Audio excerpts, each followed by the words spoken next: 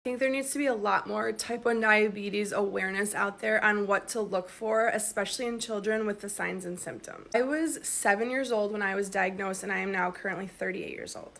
I had all the signs and symptoms that there were.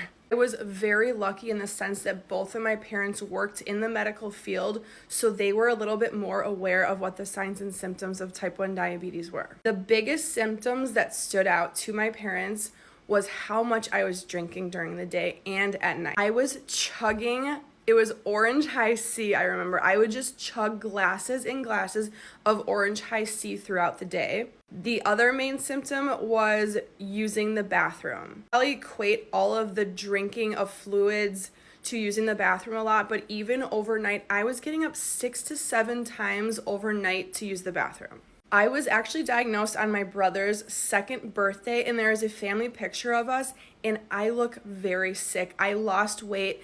I normally am dark under my eyes. My eyes were super dark and like sunken in, very, very fatigued.